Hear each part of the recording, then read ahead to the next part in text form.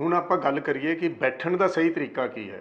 ਇਹਦਾ ਅੱਜ ਦੀ ਡੇਟ 'ਚ बहुत ही ज़्यादा महत्व है क्योंकि ਆਪਾਂ देख रहे हैं अजकल बहुत सारे यंगस्टर्स ने जवान बंदे ने ਜਿਹੜੇ वर्क फ्रॉम होम कर रहे हैं। ये भी अपने वास्ते जानना जरूरी है कि ਜਿਹੜੀ पिठ ਦੀ दर्द है ये सब तो ज़्यादा 30 साल तो 50 साल की उम्र के बंदियां 'ਚ पाई जाती है। मैं doctor Harpal Singh Selhi professor of orthopaedics लुधियाने तो अज फिर तुहाडे अगे पेश होया एक नवी बीमारी बारे गलबात करन लई जिहड़ी बहुत कॉमनली आपां देखते हैं और बहुत लोग हैं जिन्होंने ये तकलीफ है। तो मैनूं लग्या भी इस विषय पर सानूं इहदे बारे गल करनी चाहिए है। इहदियां डिटेल्स नूं इहदियां बरीकियां नूं सानूं समझना चाहिए। अज आपां गल करांगे पिठ दी दर्द दा। हुण आपां पिठ दर्द बारे तो गल कर रहे हैं, पहलां आपां ये मॉडल के जरिए समझण की कोशिश करिए कि पिठ दर्द तो है पर पिठ विच किहड़ियां चीज़ां ने जिन्हां नाल पिठ बनदी है साडी ते सानूं उत्थे दर्द क्यों हुंदी है। ये स्पाइनल कॉलम है, रीढ़ की हड्डी जिन्हों आप कहने हैं, ये मणके होंगे ने डिफरेंट। तो पिठ दर्द ज़्यादातर ये सब तो थलड़े 5 मणकियां होंगी है। उस तो बाद आ जोड़ आ जाता है जिहड़ा रीढ़ की हड्डी नूं साडी कूल्हे की हड्डी नाल जोड़ता है। जे आप पिछले पासे की देखिए तो आ साडे इन्हां नूं अंग्रेजी च स्पाइनस प्रोसैस कहा जाता है। पिछे जिहड़े आपां नूं फील होंगे ने पिठ ते ये कूल्हे की हड्डी नाल इहदा रीढ़ की हड्डी का जोड़ बन रहा है। ये मॉडल तो स्पष्ट हो रहा है।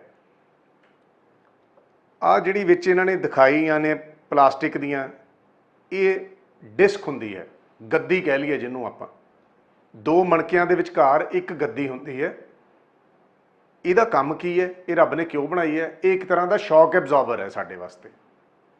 जे कल्ली हड्डी हुंदी तां साडे च लचक बिल्कुल ना हुंदी, जिन्हों फ्लैक्सीबिलिटी आपां कहने आ, तां माड़ा जिहा झटका लगदा है हड्डी टुट जिया करदी।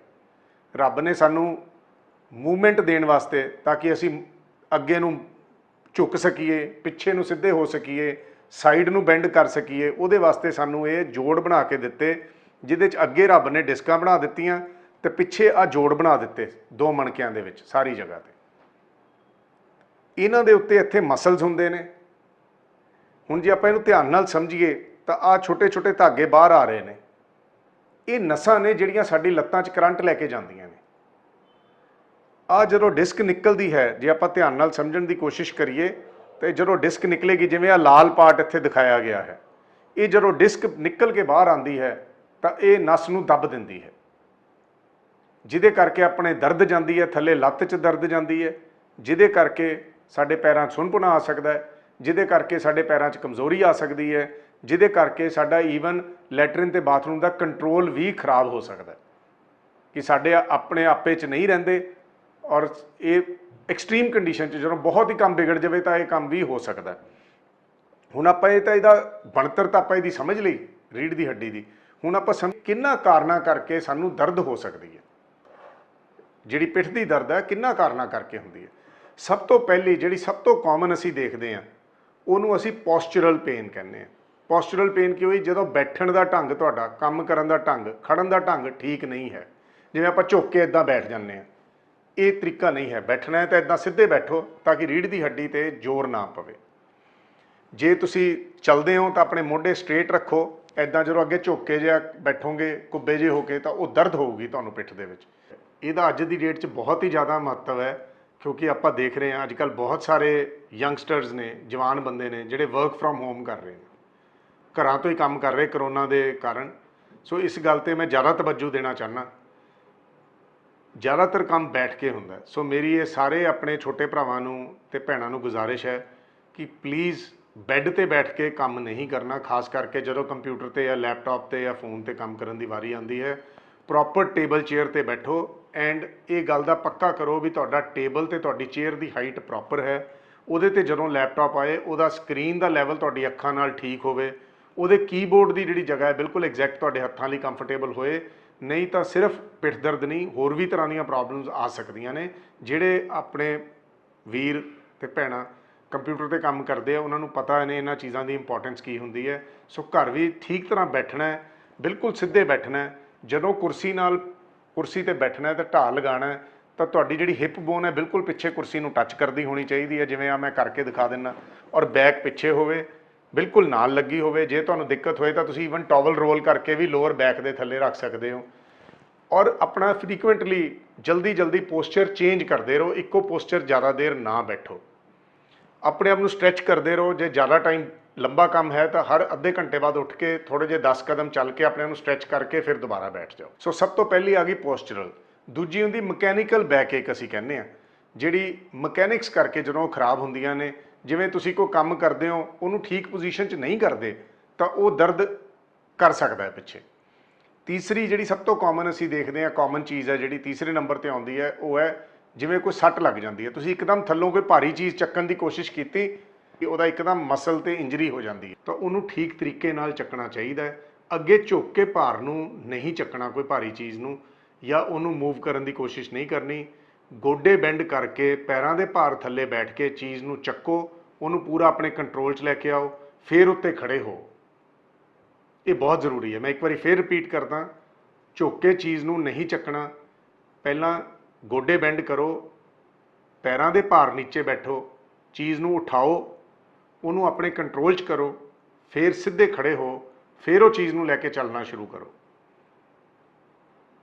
ਮੈਨੂੰ ਉਮੀਦ ਹੈ ਇਹ ਸਾਰਿਆਂ ਨੂੰ ਇਹ ਗੱਲ ਕਲੀਅਰ ਹੋ ਗਈ ਹੋਏਗੀ, ਕਿਉਂਕਿ ਇਹ ਬਹੁਤ ਹੀ ਮਹੱਤਵਪੂਰਨ ਸਟੈਪ ਹੈ ਜਿਹਦੇ ਕਰਕੇ ਜ਼ਿਆਦਾਤਰ ਸਾਡੇ ਕੋਲ ਬੰਦੇ ਪਿੱਠ ਦਰਦ ਨਾਲ ਆਉਂਦੇ ਨੇ। ਲਾਸਟ ਵਿੱਚ ਹੁਣ ਅਸੀਂ ਗੱਲ ਕਰਾਂਗੇ ਜਿਹੜੀ ਸਭ ਤੋਂ ਮਹੱਤਵਪੂਰਨ ਹੈ, ਕਾਮਨ ਹੈ, ਜਿਹੜੀ ਲੋਕਾਂ ਨੂੰ ਤੰਗ ਕਰਦੀ ਹੈ ਔਰ ਜਿਹਦੇ ਤੇ ਲੋਕਾਂ ਦੇ ਬਹੁਤ ਸਵਾਲ ਹੁੰਦੇ ਨੇ, ਉਹ ਹੈ ਪ੍ਰੋਲੈਪਸਡ ਇੰਟਰਵਰਟੇਬਰਲ ਡਿਸਕ, ਜਿਹਨੂੰ PIVD ਵੀ ਕਹਿੰਦੇ ਆ, ਜਿਹਨੂੰ ਸ਼ਿਆਟਿਕਾ ਦੀ ਦਰਦ ਵੀ ਕਹਿੰਦੇ ਨੇ, ਜਿਹਨੂੰ ਆਮ ਤੌਰ ਤੇ ਡਿਸਕ ਦੀ ਦਰਦ ਵੀ ਕਿਹਾ ਜਾਂਦਾ ਹੈ। ਫਿਰ ਆਪਾਂ ਨੂੰ ਇਹ ਵੀ ਜਾਣਨਾ ਹੈ ਕਿ ਕਿੰਨਾ ਲੋਕਾਂ 'ਚ ਪਿੱਠ ਦਰਦ ਜ਼ਿਆਦਾ ਹੁੰਦੀ ਹੈ। ਇਹ ਵੀ ਕਈ ਮਰੀਜ਼ ਪੁੱਛਦੇ ਆ, ਵੀ ਇੱਕ ਰਿਸ਼ਤੇਦਾਰ ਆਉਂਦਾ, ਦੂਜਾ ਪੁੱਛਦਾ ਜੀ ਮੈਨੂੰ ਵੀ ਹੋ ਸਕਦੀ ਹੈ। ਇਹ ਦਰਦ ਕਿਸੇ ਨੂੰ ਵੀ ਹੋ ਸਕਦੀ ਹੈ, ਕਿਉਂਕਿ ਇਹਦੇ ਕਾਰਨ ਇੰਨੇ ਨੇ। ਸੱਟ ਕਿਸੇ ਨੂੰ ਵੀ ਲੱਗ ਸਕਦੀ ਹੈ, ਕੋਈ ਭਾਰੀ ਚੀਜ਼ ਚੱਕਣ ਲੱਗਿਆ ਚੁੱਕ ਪੈ ਸਕਦੀ ਹੈ, ਉਹ ਕਿਸੇ ਦੇ ਵੀ ਪੈ ਸਕਦੀ ਹੈ। ਸੋ ਉਹਦੇ ਕਰਕੇ ਇਹ ਕਹਿਣਾ ਬੜਾ ਮੁਸ਼ਕਿਲ ਹੈ, ਪਰ ਕਿੰਨਾ ਲੋਕਾਂ 'ਚ ਜ਼ਿਆਦਾ ਹੋਣ ਦੇ ਚਾਂਸ ਨੇ ਉਹਦੇ ਬਾਰੇ ਆਪਾਂ ਜ਼ਰੂਰ ਗੱਲ ਕਰਾਂਗੇ। ਮੋਟਾਪਾ ਬਹੁਤ ਵੱਡਾ ਕਾਰਨ ਹੈ, ਔਰ ਸਾਡੇ ਪੰਜਾਬ 'ਚ ਖਾਸ ਕਰਕੇ, ਕਿਉਂਕਿ ਇੱਥੇ ਮੋਟਾਪਾ ਬਹੁਤ ਜ਼ਿਆਦਾ ਫੈਲਿਆ ਹੋਇਆ। ਜੇ ਅਸੀਂ ਆਪਣੇ ਸਰੀਰ ਦਾ ਧਿਆਨ ਨਹੀਂ ਰੱਖਾਂਗੇ, ਰੈਗੂਲਰ ਐਕਸਰਸਾਈਜ਼ ਤੇ weight ਨਹੀਂ ਕੰਟਰੋਲ ਕਰਾਂਗੇ, ਵਜ਼ਨ ਆਪਣੇ ਸਰੀਰ ਦਾ, ਤਾਂ ਇਹ ਪਿੱਠ ਦਰਦ ਹੋਣ ਦਾ ਚਾਂਸ ਜ਼ਿਆਦਾ ਹੈ। ਜਿਹੜੇ ਲੋਕੀ ਸਮੋਕਿੰਗ ਬਹੁਤ ਜ਼ਿਆਦਾ ਕਰਦੇ ਨੇ, ਬੀੜੀ ਸਿਗਰਟ ਪੀਂਦੇ ਨੇ, ਉਹਨਾਂ 'ਚ ਪਿੱਠ ਦਰਦ ਹੋਣ ਦਾ ਚਾਂਸ ਜ਼ਿਆਦਾ ਹੁੰਦਾ। ਜਿਨ੍ਹਾਂ ਦਾ ਕੰਮ ਭਾਰ ਚੱਕਣ ਦਾ, ਭਾਰ ਢੋਣ ਦਾ, ਥੱਲੋਂ ਝੁੱਕ ਕੇ ਚੀਜ਼ ਚੱਕਣ ਦਾ, ਉਹਨਾਂ ਵਾਸਤੇ ਰਿਸਕ ਫੈਕਟਰ ਹੈ, ਉਹਨਾਂ ਨੂੰ ਹੋ ਸਕਦਾ। ਜਿਨ੍ਹਾਂ ਦੀ ਹੱਡੀਆਂ 'ਚ ਕਮਜ਼ੋਰੀ ਹੈ, ਖਾਸ ਕਰਕੇ ਬਜ਼ੁਰਗ ਲੇਡੀਜ਼ ਦੇ ਵਿੱਚ ਪੋਸਟ ਮੀਨੋਪੌਜ਼ਲ, ਜਿਨ੍ਹਾਂ ਨੂੰ ਮੀਨੋਪੌਜ਼ ਹੋ ਜਾਂਦਾ, ਉਸ ਤੋਂ ਬਾਅਦ ਹੱਡੀਆਂ ਕਮਜ਼ੋਰ ਹੁੰਦੀਆਂ, ਉਹਨਾਂ ਦੀ ਪਿੱਠ ਦਰਦ ਹੋਣ ਦਾ ਕਾਰਨ ਵੀ, ਰਿਸਕ ਵੀ ਬਹੁਤ ਜ਼ਿਆਦਾ ਹੈ। ਔਰ ਦੂਸਰਾ, ਕੁੱਬ ਨਿਕਲਣ ਦਾ ਵੀ ਕਾਰਨ ਬਹੁਤ ਰਿਸਕ ਰਹਿੰਦਾ ਹੈ। ਇਹ ਕਾਰਨ ਬਣ ਸਕਦਾ ਹੈ ਜਿਹੜਾ ਆਸਟੀਓਪੋਰੋਸਿਸ ਹੈ, ਹੱਡੀਆਂ ਦੀ ਕਮਜ਼ੋਰੀ, ਕਿ ਕੁੱਬ ਨਿਕਲ ਆਏਗਾ। ਸੋ ਉਸ ਗੱਲ ਨੂੰ ਵੀ ਕੰਟਰੋਲ ਕਰਨਾ ਬਹੁਤ ਜ਼ਰੂਰੀ ਹੈ। ਇਹ ਵੀ ਆਪਣੇ ਵਾਸਤੇ ਜਾਣਨਾ ਜ਼ਰੂਰੀ ਹੈ ਕਿ ਜਿਹੜੀ ਪਿੱਠ ਦੀ ਦਰਦ ਹੈ, ਇਹ ਸਭ ਤੋਂ ਜ਼ਿਆਦਾ 30 ਸਾਲ ਤੋਂ 50 ਸਾਲ ਦੀ ਉਮਰ ਦੇ ਵਿੱਚ ਬੰਦਿਆਂ 'ਚ ਪਾਈ ਜਾਂਦੀ ਹੈ। ਕਿਉਂਕਿ ਜੇ ਆਪਾਂ ਧਿਆਨ ਨਾਲ ਦੇਖੀਏ, ਇਹੀ ਉਮਰ ਹੈ ਜਦੋਂ ਸਭ ਨੇ ਸਭ ਤੋਂ ਜ਼ਿਆਦਾ ਕੰਮ ਕਰਨਾ ਹੁੰਦਾ ਹੈ। ਘਰੋਂ ਬਾਹਰ ਜਾ ਕੇ, ਘਰ ਦੇ ਅੰਦਰ ਭਾਰੀ ਚੀਜ਼ਾਂ ਚੱਕਣੀਆਂ, ਭਾਰੀ ਚੀਜ਼ਾਂ ਹਿਲਾਉਣੀਆਂ, ਝੁੱਕ ਕੇ ਕੰਮ ਕਰਨਾ। ਇਹਨਾਂ ਨੂੰ ਅਸੀਂ ਕਹਿੰਦੇ ਐਕਟਿਵ ਈਅਰਸ ਆਫ ਲਾਈਫ, ਜਿਹੜੇ ਨੇ most active years of life ਇਹੀ ਹੁੰਦੇ ਨੇ, ਤੇ ਇਹਨਾਂ 'ਚ ਹੀ ਜ਼ਿਆਦਾ ਪਾਈ ਜਾਂਦੀ ਹੈ।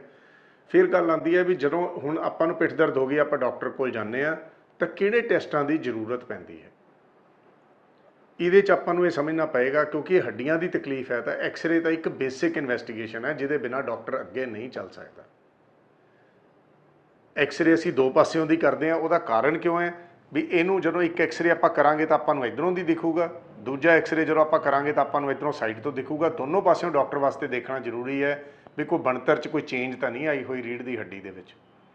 ਐਕਸਰੇ ਦੇ ਵਿੱਚ ਫਿਰ ਇੱਕ ਗੱਲ ਸਮਝਾ ਦਿਆਂ ਕਿ ਸਿਰਫ ਹੱਡੀਆਂ ਬਾਰੇ ਹੀ ਪਤਾ ਲੱਗੂਗਾ। ਜਿਹੜਾ ਮਾਸ ਹੈ, ਨਸਾਂ ਨੇ, ਡਿਸਕ ਹੈ, ਇਹਨਾਂ ਦਾ ਸਿਰਫ ਇੱਕ ਅਨੁਮਾਨ ਲਗਾਇਆ ਜਾ ਸਕਦਾ, ਇਹ ਦਿਖਦੀਆਂ ਨਹੀਂ ਨੇ ਐਕਸਰੇ ਦੇ ਵਿੱਚ। ਇਹ ਗੱਲ ਸਮਝਣੀ ਬਹੁਤ ਜ਼ਰੂਰੀ ਹੈ। ਫਿਰ ਆਪਾਂ ਗੱਲ ਕਰਾਂਗੇ ਵੀ ਬਲੱਡ ਟੈਸਟ ਕਿਉਂ ਕਰਾਏ ਜਾਂਦੇ ਨੇ। ਕੋਈ ਇਨਫੈਕਸ਼ਨ ਦਾ ਜੇ ਕਾਰਨ ਰੂਲ ਆਊਟ ਕਰਨਾ ਹੋਏ ਤਾਂ ਉਹ ਸਾਨੂੰ ਬਲੱਡ ਟੈਸਟਾਂ ਤੋਂ ਪਤਾ ਲੱਗਦਾ ਹੈ। ਫਿਰ ਆਪਾਂ ਬਹੁਤ ਸੁਣਦੇ ਹਾਂ ਪੰਜਾਬ ਦੇ ਵਿੱਚ, ਕਿਉਂਕਿ ਸਾਡੀ ਖੁਰਾਕ ਇੱਦਾਂ ਦੀ ਹੈ ਵੀ ਯੂਰਿਕ ਐਸਿਡ ਵੱਧ ਗਿਆ। ਬਹੁਤ ਸਾਰੇ ਮਰੀਜ਼ ਆ ਕੇ ਸਾਨੂੰ ਕਹਿੰਦੇ ਨੇ ਜੀ ਮੇਰਾ ਯੂਰਿਕ ਐਸਿਡ ਵਧਿਆ ਹੋਇਆ। ਆਹ ਜਿਹੜੇ ਛੋਟੇ ਛੋਟੇ ਜੋੜ ਨੇ ਰੀੜ੍ਹ ਦੀ ਹੱਡੀ ਦੇ, ਯੂਰਿਕ ਐਸਿਡ ਦੇ ਕ੍ਰਿਸਟਲ ਜਿਹੜੇ ਹੁੰਦੇ ਨੇ, ਉਹ ਆ ਕੇ ਇਹਨਾਂ ਦੀ ਜੋੜਾਂ ਦੇ ਵਿੱਚ, ਇਹਨਾਂ ਦੀ ਥੈਲੀ 'ਚ ਜਮ੍ਹਾਂ ਹੋ ਜਾਂਦੇ ਨੇ, ਜਿਹਦੇ ਕਰਕੇ ਇਹ ਥੈਲੀ ਦੇ ਵਿੱਚ ਸੋਜ ਆ ਜਾਂਦੀ ਹੈ। ਔਰ ਉਹ ਮਰੀਜ਼ਾਂ ਨੂੰ ਦਰਦ ਇੱਕ ਟਿਪੀਕਲ ਤਰੀਕੇ ਦੀ ਹੁੰਦੀ ਹੈ, ਜਿਹੜੀ ਯੂਰਿਕ ਐਸਿਡ ਕਰਕੇ ਹੁੰਦੀ ਹੈ। ਇਸ ਕਰਕੇ ਯੂਰਿਕ ਐਸਿਡ ਦਾ ਟੈਸਟ ਵੀ ਜੇ ਸਾਨੂੰ ਕੋਈ ਇਦਾਂ ਦੇ ਲੱਛਣ ਲੱਗਣ ਤਾਂ ਉਹ ਵੀ ਇੱਕ ਕਰਾਉਣਾ ਜ਼ਰੂਰੀ ਹੋ ਜਾਂਦਾ ਹੈ। ਫਿਰ ਗੱਲ ਆਉਂਦੀ, ਅੱਜ ਕੱਲ੍ਹ ਆਪਾਂ ਬਹੁਤ ਸੁਣਦੇ ਹਾਂ ਵੀ ਵਿਟਾਮਿਨ ਡੀ ਬਹੁਤ ਘਟਣ ਲੱਗ ਪਿਆ। ਵਿਟਾਮਿਨ ਡੀ ਦਾ ਕੀ ਰੋਲ ਹੈ ਰੀੜ੍ਹ ਦੀ ਹੱਡੀ 'ਚ? ਜਦੋਂ ਹੱਡੀਆਂ ਕਮਜ਼ੋਰ ਨੇ, ਜੇ ਮੈਨੂੰ ਸ਼ੱਕ ਪੈ ਰਿਹਾ ਵੀ ਮਰੀਜ਼ ਦੀ ਹੱਡੀ ਕਮਜ਼ੋਰ ਹੈ, ਤਾਂ ਉਹਦਾ ਇੱਕ ਬੇਸਿਕ ਅਨੁਮਾਨ ਮੈਨੂੰ ਲੱਗਦਾ ਹੈ ਵੀ ਉਹਦਾ ਕੈਲਸ਼ੀਅਮ ਕਿੰਨਾ ਹੈ, ਉਹਦਾ ਵਿਟਾਮਿਨ ਡੀ ਕਿੰਨਾ ਹੈ, ਤਾਂ ਉਹਦੀ ਐਕਸ-ਰੇ ਪਿਕਚਰ ਕੀ ਹੈ। ਐਕਸ-ਰੇ ਦੇ ਵਿੱਚ ਹੱਡੀਆਂ ਕਮਜ਼ੋਰ ਦਿਖ ਰਹੀਆਂ, ਵਿਟਾਮਿਨ ਡੀ ਦੀ ਵੀ ਕਮੀ ਹੈ, ਤਾਂ ਮੈਂ ਉਹ ਚੀਜ਼ਾਂ ਪੂਰੀਆਂ ਕਰਨੀਆਂ ਪਹਿਲਾਂ। ਜੇ ਮਰੀਜ਼ ਨੂੰ ਉਹਦੇ ਨਾਲ ਹੀ ਆਰਾਮ ਆ ਜਾਂਦਾ ਤਾਂ ਫਿਰ ਮੈਨੂੰ ਅੱਗੇ ਹੋਰ ਕੁਝ ਕਰਨ ਦੀ ਜ਼ਰੂਰਤ ਨਹੀਂ ਹੈ। ਜੇ ਵਿਟਾਮਿਨ ਡੀ ਵੀ ਨਾਰਮਲ ਹੈ, ਐਕਸ-ਰੇ ਵੀ ਨਾਰਮਲ ਹੈ, ਬਲੱਡ ਟੈਸਟ ਵੀ ਨਾਰਮਲ ਹੈ, ਔਰ ਮਰੀਜ਼ ਨੂੰ ਆਰਾਮ ਵੀ ਨਹੀਂ ਆ ਰਿਹਾ, ਫਿਰ ਅਗਲੇ ਟੈਸਟਾਂ ਦੀ ਵਾਰੀ ਆਉਂਦੀ ਹੈ, ਜਿਸ ਤਰ੍ਹਾਂ ਅਸੀਂ ਕਹਿੰਦੇ ਹਾਂ MRI ਹੈ। MRI is the gold standard for ਪਿੱਠ ਦੀ ਦਰਦ ਔਰ ਲੋ ਬੈਕ ਏਕ, ਕਿਉਂਕਿ ਉਹਦੇ ਵਿੱਚ ਸਾਨੂੰ ਡਿਸਕ ਦੀ ਪੂਰੀ ਐਗਜ਼ੈਕਟ ਕੰਡੀਸ਼ਨ, ਸਾਨੂੰ ਨਸਾਂ ਦੀ ਕੱਲੀ ਦੀ ਨਸਾਂ ਦੀ ਕੰਡੀਸ਼ਨ ਪੂਰੀ ਡਿਟੇਲ ਦੇ ਵਿੱਚ ਪਤਾ ਲੱਗ ਜਾਂਦੀ ਹੈ ਕਿ ਉਹ ਨਸ ਕਿੱਥੋਂ ਕਿੱਥੇ ਜਾ ਰਹੀ ਹੈ, ਉੱਤੇ ਕੋਈ ਦਬਾਅ ਆ ਰਿਹਾ ਨਹੀਂ ਆ ਰਿਹਾ, ਕੋਈ ਰੀੜ੍ਹ ਦੀ ਹੱਡੀ ਦਾ ਜੋੜ ਕੋਈ ਘਸਿਆ ਹੈ, ਕਿਤੇ ਕੋਈ ਸੋਜ ਹੈ, ਕਿਤੇ ਕੋਈ ਪਾਣੀ ਜ਼ਿਆਦਾ ਇਕੱਠਾ ਹੋਇਆ ਹੈ, ਕਿਤੇ ਕੋਈ ਪਸ ਇਕੱਠੀ ਹੋਈ ਹੈ, ਕਿਤੇ ਕੋਈ ਹੱਡੀ ਨੂੰ ਖਾਧਾ ਗਿਆ, ਉਹ ਸਾਰੀ ਚੀਜ਼ਾਂ MRI ਦੇ ਵਿੱਚ ਕਲੀਅਰ ਹੋ ਜਾਂਦੀਆਂ। ਹੁਣ ਆਪਾਂ ਇਹਦੇ ਸਾਰੇ ਬਣਤਰ ਬਾਰੇ, ਕਾਰਨਾਂ ਕਰਕੇ ਤੇ ਇਹ ਤੋਂ ਬਚਣ ਬਾਰੇ ਤਾਂ ਗੱਲਾਂ ਕਰ ਲਈਆਂ। ਹੁਣ ਆਪਾਂ ਗੱਲ ਕਰੀਏ ਪਿੱਠ ਦਰਦ ਦੀ ਇਲਾਜ ਦਾ। ਪਿੱਠ ਦਰਦ ਦੀ ਇਲਾਜ ਉਸ 'ਤੇ ਨਿਰਭਰ ਕਰੇਗਾ ਕਿ ਉਸ ਦਾ ਕਾਰਨ ਕੀ ਹੈ, ਪਰ ਆਪਾਂ ਇਨ ਜਨਰਲ ਗੱਲ ਕਰਾਂਗੇ ਕਿ ਪਿੱਠ ਦਰਦ ਦਾ ਟ੍ਰੀਟਮੈਂਟ ਕੀ ਹੁੰਦਾ ਹੈ। ਸਭ ਤੋਂ ਪਹਿਲੀ ਚੀਜ਼ ਹੈ ਕਿ ਆਪਾਂ ਥੋੜ੍ਹੇ ਦੇਰ ਰੈਸਟ ਕਰੀਏ ਜੇ ਦਰਦ ਹੈ। ਜਦੋਂ ਦਰਦ ਇਨੀਸ਼ੀਅਲੀ ਸਟਾਰਟ ਹੁੰਦੀ ਹੈ, ਸ਼ੁਰੂ ਦੇ ਵਿੱਚ ਹੈ, ਤਾਂ ਅਸੀਂ ਕਹਿੰਦੇ ਹਾਂ ਥੋੜ੍ਹੀ ਆਈਸਿੰਗ ਕਰ ਲਓ ਤਾਂ ਕਿ ਜੇ ਕੋਈ ਸੋਜ ਹੋਏ ਤਾਂ ਖਤਮ ਹੋ ਜਾਏ। ਠੰਡੀ ਟਕੋਰ ਕਰੋ। 3-4 ਦਿਨ ਤੋਂ ਬਾਅਦ ਜੇ ਦਰਦ ਪਰਸਿਸਟ ਕਰਦੀ ਹੈ ਤਾਂ ਫਿਰ ਗਰਮ ਸੇਕ ਦੇਣਾ ਚਾਹੀਦਾ, ਕਿਉਂਕਿ ਉਹਦੇ ਨਾਲ ਮਸਲ ਰਿਲੈਕਸ ਕਰ ਜਾਂਦੇ ਨੇ, ਪੇਨ ਘਟ ਜਾਂਦੀ ਹੈ। ਫਿਰ ਆ ਜਾਂਦੀ ਦਰਦ ਦੀ ਗੋਲੀਆਂ ਦੇਣੀਆਂ ਪੈਂਦੀਆਂ ਨੇ, ਕਿਉਂਕਿ ਜਦੋਂ ਦਰਦ ਪੇਸ਼ੈਂਟ ਦੀ ਨੀਂਦ ਨੂੰ ਖਤਮ ਕਰੇਗੀ, ਕੰਮ ਤੋਂ ਰੋਕੇਗੀ, ਲੇਟਣਾ ਔਖਾ ਕਰ ਦੇਗੀ, ਤੁਰਨਾ ਫਿਰਨਾ ਔਖਾ ਕਰੇਗੀ, ਤਾਂ ਮਰੀਜ਼ ਦੀ ਕੰਫਰਟ ਵਾਸਤੇ ਸਾਨੂੰ ਦਰਦ ਦੀ ਗੋਲੀ ਦੇਣੀ ਪੈਂਦੀ ਹੈ। ਕਈ ਕੰਡੀਸ਼ਨ ਵਿੱਚ ਅਸੀਂ ਮਸਲ ਰਿਲੈਕਸੈਂਟ ਵੀ ਦਿੰਦੇ ਹਾਂ। ਜੇ ਪੇਸ਼ੈਂਟ ਦੇ ਸਪਾਜ਼ਮ ਹੋਵੇ, ਮਸਲ ਦੇ ਵਿੱਚ ਸਪਾਜ਼ਮ ਆ ਜਾਵੇ, ਮਸਲ ਆਕੜ ਜਾਵੇ, ਤਾਂ ਸਾਨੂੰ ਮਸਲ ਰਿਲੈਕਸੈਂਟ ਵੀ ਦੇਣੇ ਪੈਂਦੇ ਨੇ। ਜੇ ਯੂਰਿਕ ਐਸਿਡ ਵਧਿਆ ਹੋਏਗਾ ਤਾਂ ਯੂਰਿਕ ਐਸਿਡ ਦੀ ਦਵਾਈ ਦੇਵਾਂਗੇ। ਪੇਸ਼ੈਂਟ ਨੂੰ ਅਸੀਂ ਰੈਸਟ ਐਡਵਾਈਜ਼ ਕਰਦੇ ਹਾਂ। ਜਿਨ੍ਹਾਂ ਦੇ ਡਿਸਕ ਹੁੰਦੀ ਹੈ, ਆਪਾਂ ਪਹਿਲਾਂ ਟਰੈਕਸ਼ਨ ਦੀ ਟ੍ਰੀਟਮੈਂਟ ਸ਼ੁਰੂ ਕਰਦੇ ਹਾਂ ਦਾਖਲ ਕਰਕੇ, ਜਿਹੜਾ ਕਿ 2 ਤੋਂ 3 ਦਿਨ ਅਸੀਂ ਹਸਪਤਾਲ ਦੇ ਵਿੱਚ ਕਰਦੇ ਹਾਂ। ਫਿਰ ਉਸ ਤੋਂ ਬਾਅਦ ਘਰ ਜਾ ਕੇ ਅਸੀਂ ਸੁਜੈਸਟ ਕਰਦੇ ਹਾਂ ਵੀ 3 ਹਫ਼ਤੇ ਲਗਾਓ। ਨਾਲ ਅਸੀਂ ਪੇਸ਼ੈਂਟ ਨੂੰ ਫਿਜ਼ੀਓਥੈਰੇਪੀ ਸਟਾਰਟ ਕਰਦੇ ਹਾਂ। ਫਿਜ਼ੀਓਥੈਰੇਪੀ ਦੀ ਜਿਹੜੀ ਐਕਸਰਸਾਈਜ਼ਸ ਨੇ ਬੜੀਆਂ ਸਪੈਸੀਫਿਕ ਹੁੰਦੀਆਂ ਨੇ ਔਰ ਦੇਖ ਰੇਖ ਦੇ ਵਿੱਚ ਹੋਣੀਆਂ ਚਾਹੀਦੀਆਂ ਨੇ। ਉਹਦੇ 'ਚ ਕੁਝ ਸਟਰੈਚਿੰਗ ਐਕਸਰਸਾਈਜ਼ਸ ਹੁੰਦੀਆਂ ਨੇ, ਕੁਝ ਰੇਂਜ ਆਫ ਮੋਸ਼ਨ ਹੁੰਦੀਆਂ ਨੇ, ਤਾਂ ਕਿ ਪਿੱਠ ਜਿਹੜੀ ਆਕੜੇ ਨਾ, ਸਟਿਫ ਨਾ ਹੋਵੇ, ਪੂਰੀ ਲਚਕ ਪਿੱਠ ਦੀ ਮੇਨਟੇਨ ਰਵੇ, ਪਿੱਠ ਦੀ ਸਟਰੈਂਥ ਪੂਰੀ ਮੇਨਟੇਨ ਰਵੇ। ਪਿੱਠ ਦੇ ਜਿਹੜੇ ਮਸਲਸ ਨੇ ਉਹਨਾਂ ਦਾ ਅਸੀਂ ਬੈਲੈਂਸ ਮੇਨਟੇਨ ਕਰਨਾ ਹੁੰਦਾ ਹੈ, ਉਹ ਬਹੁਤ ਜ਼ਰੂਰੀ ਹੈ। ਉਹ ਫਿਜ਼ੀਓਥੈਰੇਪੀ ਦਾ ਰੋਲ ਆਉਂਦਾ ਹੈ। ਕਈ ਪੇਸ਼ੈਂਟ ਇਹ ਸਾਰੀ ਚੀਜ਼ਾਂ ਨਾਲ 90% ਪੇਸ਼ੈਂਟ ਨੇ ਜਿਹੜੇ ਇਹਦੇ ਨਾਲ ਬਿਲਕੁਲ ਠੀਕ ਹੋ ਜਾਂਦੇ ਨੇ। ਜਿਹੜੇ 10% ਪੇਸ਼ੈਂਟ ਨੇ ਉਹਨਾਂ ਦੀ ਪਿੱਠ ਦਰਦ ਇਹਦੇ ਨਾਲ ਨਹੀਂ ਪੂਰੀ ਠੀਕ ਹੁੰਦੀ, ਉਹ ਨਹੀਂ ਸੈਟਿਸਫਾਈਡ ਹੁੰਦੇ ਜਾਂ ਵਾਪਸ ਕੰਮ ਤੇ ਨਹੀਂ ਜਾ ਸਕਦੇ, ਆਪਾਂ ਇਹ ਕਹਿ ਸਕਦੇ ਹਾਂ। ਤਾਂ ਉਹਨਾਂ ਵਾਸਤੇ ਫਿਰ ਸਾਡੇ ਕੋਲ ਨੈਕਸਟ ਸਟੈਪ ਆ ਜਾਂਦਾ, ਜਿਹਦੇ 'ਚ ਅਸੀਂ ਪਿੱਠ 'ਚ ਟੀਕਾ ਲਗਾਉਂਦੇ ਹਾਂ। ਪਿੱਠ ਦੇ ਟੀਕੇ ਵੀ ਡਿਫਰੈਂਟ ਤਰ੍ਹਾਂ ਦੇ ਹੁੰਦੇ ਆ। ਕੁਝ ਐਪੀਡਿਊਰਲ ਇੰਜੈਕਸ਼ਨ ਹੁੰਦਾ ਜਿਹੜਾ ਰੀੜ੍ਹ ਦੀ ਹੱਡੀ ਦੇ ਅੰਦਰ ਲਗਾਇਆ ਜਾਂਦਾ ਹੈ, ਨਸਾਂ ਦੇ ਅਰਾਊਂਡ ਸੋਜ ਖਤਮ ਕਰਨ ਲਈ ਅਤੇ ਉਹਨਾਂ ਨੂੰ ਦਰਦ ਰੋਕਣ ਲਈ। ਕੁਛ ਹੁੰਦਾ ਟ੍ਰਿਗਰ ਪੁਆਇੰਟ ਹੁੰਦੇ ਨੇ, ਉੱਥੇ ਟੀਕਾ ਲਾਇਆ ਜਾਂਦਾ ਹੈ। ਕੁਛ ਹੈ ਜਿਹੜੇ ਆ ਪਿੱਠ ਦੇ ਛੋਟੇ ਛੋਟੇ ਜੋੜ ਨੇ, ਜਿਹੜੇ ਆਪਾਂ ਪਹਿਲਾਂ ਵੀ ਡਿਸਕਸ ਕੀਤਾ ਸੀ, ਉਹਨਾਂ ਨੂੰ ਬਲੌਕ ਕਰਨ ਵਾਸਤੇ ਉੱਥੇ ਜੋੜ ਦਿੱਤਾ ਜਾਂਦਾ। ਇਹਨੂੰ ਅਸੀਂ ਫੈਸਿਟਲ ਬਲੌਕ ਕਹਿੰਦੇ ਹਾਂ। ਇਹਦੇ ਵਾਸਤੇ ਸਪੈਸ਼ਲਿਸਟ ਡਾਕਟਰ ਹੁੰਦੇ ਨੇ ਜਿਹੜੇ ਟੀਕੇ ਲਾਉਂਦੇ ਨੇ, ਔਰ ਇਹਨਾਂ ਦੇ ਕਾਫੀ ਅੱਛੇ ਰਿਜ਼ਲਟ ਨੇ। 90 ਚੋਂ 5 ਤੋਂ 7% ਪੇਸ਼ੈਂਟ ਇਹਦੇ ਨਾਲ ਵੀ ਠੀਕ ਹੋ ਜਾਂਦੇ ਨੇ। ਸੋ ਜੇ ਆਪਾਂ ਗੱਲ ਕਰੀਏ ਤਾਂ 97 ਤੋਂ 98% ਮਰੀਜ਼ ਇਹਦੇ ਨਾਲ ਹੀ ਠੀਕ ਹੋ ਜਾਂਦੇ ਨੇ। ਜਿਹੜੇ ਬਾਕੀ 1 ਜਾਂ 2% ਪੇਸ਼ੈਂਟ ਰਹਿ ਜਾਂਦੇ ਨੇ, ਉਹਨਾਂ ਨੂੰ ਫਾਈਨਲੀ ਆਪਰੇਸ਼ਨ ਦੀ ਲੋੜ ਪੈ ਸਕਦੀ ਹੈ। ਮੈਂ ਨਹੀਂ ਕਹਿ ਰਿਹਾ ਜ਼ਰੂਰ ਪਏਗੀ, ਪੈ ਸਕਦੀ ਹੈ। ਤਾਂ ਉਹਦੇ ਵਾਸਤੇ ਅੱਜ ਕੱਲ੍ਹ ਬਹੁਤ ਆਧੁਨਿਕ ਤਕਨੀਕ ਦੀਆਂ ਸਰਜਰੀਜ਼ ਆ ਗਈਆਂ ਨੇ। ਐਂਡੋਸਕੋਪਿਕ ਜਿਹੜੀ ਦੂਰਬੀਨ ਅੰਦਰ ਪਾ ਕੇ ਸਿਰਫ 1 ਇੰਚ ਦਾ ਇਨਸੀਜਨ ਹੁੰਦਾ, ਚੀਰਾ ਦਿੱਤਾ ਜਾਂਦਾ, ਉਹਦੇ ਵਿੱਚ ਦੀ ਦੂਰਬੀਨ ਅੰਦਰ ਜਾਂਦੀ ਹੈ, ਉਹਦੇ ਨਾਲ ਡਿਸਕ ਕੱਢ ਲੈਂਦੇ ਨੇ ਜੇ ਡਿਸਕ ਦੀ ਹੋਵੇ। ਦੂਸਰੀ ਹੈ ਮਾਈਕਰੋਸਕੋਪ ਲਗਾ ਕੇ, ਫਿਰ 1 ਇੰਚ ਤੋਂ ਵੀ ਛੋਟਾ ਚੀਰਾ ਹੁੰਦਾ ਹੈ, ਉਹਦੇ ਵਿੱਚ ਦੀ ਜਾ ਕੇ ਡਿਸਕ ਕੱਢੀ ਜਾਂਦੀ ਹੈ। ਹੱਡੀ ਨੂੰ ਬਿਲਕੁਲ ਕੋਈ ਨੁਕਸਾਨ ਨਹੀਂ ਕੀਤਾ ਜਾਂਦਾ, ਨਾ ਹੱਡੀ ਕੱਟੀ ਜਾਂਦੀ ਹੈ। ਔਰ ਪੇਸ਼ੈਂਟ ਉੱਠ ਕੇ ਨਾਲ ਦੀ ਨਾਲ ਸ਼ਾਮ ਨੂੰ ਸੇਮ ਆਪਰੇਸ਼ਨ ਵਾਲੇ ਦਿਹਾੜੇ ਹੀ ਸ਼ਾਮ ਨੂੰ ਮਰੀਜ਼ ਉੱਠ ਕੇ ਤੁਰ ਫਿਰ ਸਕਦਾ ਹੈ, ਆਪਣੇ ਕਮਰੇ 'ਚ ਵੀ ਤੁਰਦਾ ਹੈ, ਵਾਰਡ ਦੇ ਵਿੱਚ ਤੁਰਦਾ ਹੈ, ਬਾਥਰੂਮ ਵੀ ਆਪੇ ਜਾ ਸਕਦਾ ਹੈ। ਤਾਂ ਉਹ ਅੱਜ ਕੱਲ੍ਹ ਇੰਨੀਆਂ ਆਧੁਨਿਕ ਤਕਨੀਕਾਂ ਨੇ ਵੀ ਹਰ ਚੀਜ਼ ਦਾ ਸਾਡੇ ਕੋਲ 90% ਬਿਮਾਰੀਆਂ ਦਾ ਅਸੀਂ ਪਿੱਠ ਦਰਦ ਦਾ ਹੱਲ ਅਸੀਂ ਕਰ ਸਕਦੇ ਹਾਂ। ਬਹੁਤ ਕੌਨਫੀਡੈਂਸ ਨਾਲ ਮੈਂ ਇਹ ਗੱਲ ਕਹਿ ਸਕਦਾ। ਮੈਨੂੰ ਉਮੀਦ ਹੈ ਤੁਹਾਨੂੰ ਇਹ ਮੇਰੀ ਵੀਡੀਓ ਪਸੰਦ ਆਏਗੀ। ਇਹਦੇ 'ਤੇ ਅਮਲ ਕਰੋ। ਔਰ ਜੇ ਤੁਸੀਂ ਮੇਰੇ ਤੋਂ ਹੋਰ ਕਿਸੇ ਵਿਸ਼ੇ 'ਤੇ ਤੁਹਾਨੂੰ ਲੱਗਦਾ ਹੈ ਜਿਹੜੀ ਵੀਡੀਓ ਇੱਕ ਆਮ ਜਨਤਾ ਲਈ ਫਾਇਦੇਮੰਦ ਹੋਏਗੀ, ਉਹਦੇ ਸੁਝਾਅ ਮੈਨੂੰ ਭੇਜੋ ਤਾਂ ਕਿ ਅਸੀਂ ਉਸ ਚੀਜ਼ 'ਤੇ ਅਸੀਂ ਵੀਡੀਓ ਤਿਆਰ ਕਰਕੇ ਲੋਕਾਂ 'ਚ ਅਸੀਂ ਸਰਕੂਲੇਟ ਕਰ ਸਕੀਏ।